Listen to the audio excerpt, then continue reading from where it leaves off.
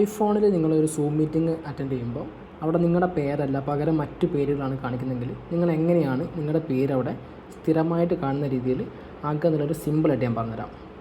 അപ്പോൾ ആദ്യം തന്നെ നമ്മൾ ചെയ്യേണ്ടത്, നമ്മൾ ആദ്യമായിട്ട് ഈ ഒരു മൊബൈൽ ആപ്ലിക്കേഷൻ ഓപ്പൺ ചെയ്ത് സൂം ആപ്ലിക്കേഷൻ ഓപ്പൺ ചെയ്തിട്ട് യൂസ് ചെയ്യുമ്പോൾ അവിടെ പേര് കൊടുത്താൽ മതി. അപ്പോൾ ഏത് കാലത്തും പിന്നെ ഓപ്പൺ ചെയ്യുമ്പോൾ അതുപോലെ തന്നെ ആയിരിക്കും വരുന്നത്.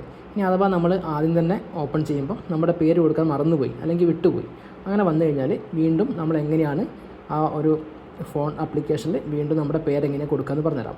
അതിന് വേണ്ടിയിട്ട് ഇപ്പോൾ ഞാൻ എൻ്റെ ഒരു സൂം കണ്ടോ, എന്താ എൻ്റെ കയ്യിൽ ബ്ലാക്കിലാണ് കാണുന്നത്, പക്ഷേ നിങ്ങളുടെ ചിലപ്പോൾ നീല കളറിലായിരിക്കും ഇവിടെ സൂം എന്ന് കാണിക്കുന്നത്. എൻ്റെ സൂം ആപ്ലിക്കേഷൻ ഒഴിവാക്കുകയാണ്. അതിന് വേണ്ടിയിട്ട് ഞാൻ ഈ സൂം ആപ്ലിക്കേഷനെ മുകളിൽ ടച്ച് ചെയ്ത് പിടിച്ച് അപ്പോൾ എന്താ ഇതുപോലെ വന്ന് കുറേ കാര്യങ്ങൾ കണ്ടില്ലേ.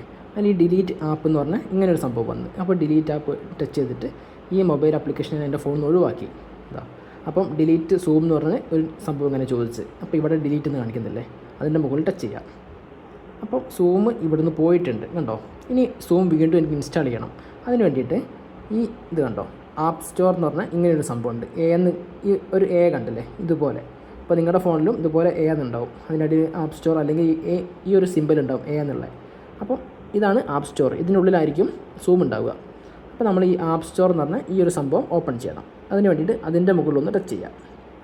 അപ്പോൾ കണ്ടോ ഇതുപോലെ ഓപ്പൺ ആയി വരും. എന്നിട്ട് ഇതിൻ്റെ ഈ താഴെ ഭാഗത്ത് കണ്ടോ ഗെയിംസ് ആപ്പ് ആൻഡ് മോർ എന്ന് പറഞ്ഞിട്ടുള്ളത്, അതിൻ്റെ മുകളിൽ ടച്ച് ചെയ്തിട്ട് ഇവിടെ സൂം എന്ന് സെർച്ച് ചെയ്യുക, ZOOM കണ്ടോ.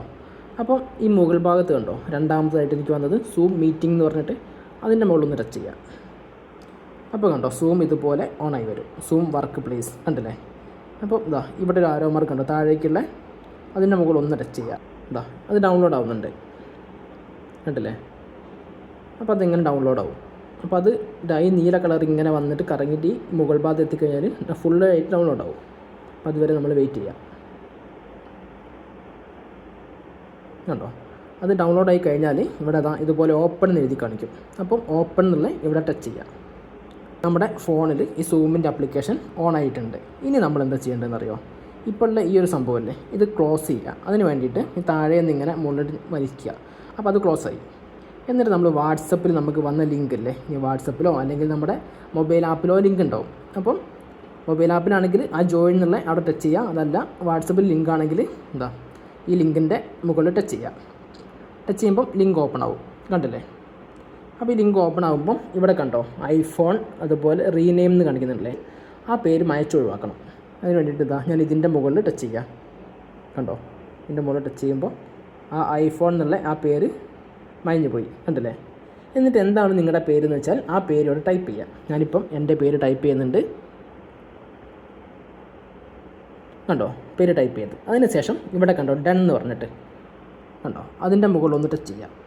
അപ്പം എൻ്റെ പേര് ഇവിടെ ആയിട്ടുണ്ട് കണ്ടില്ലേ. ഇനി അതിന് ശേഷം ഈ ഒരു ജോയിൻ എന്ന് പറഞ്ഞ ഈ ഒരു ബട്ടണില്ലേ ഇതിൻ്റെ മുകളിൽ ഒന്ന് ടച്ച് ചെയ്യാം. അപ്പം ഇതുപോലെ zoom audio allow to access microphone എന്ന് ചോദിച്ചു കഴിഞ്ഞാൽ എല്ലാം അടിക്കുക, വീണ്ടും എല്ലാം അടിക്കുക.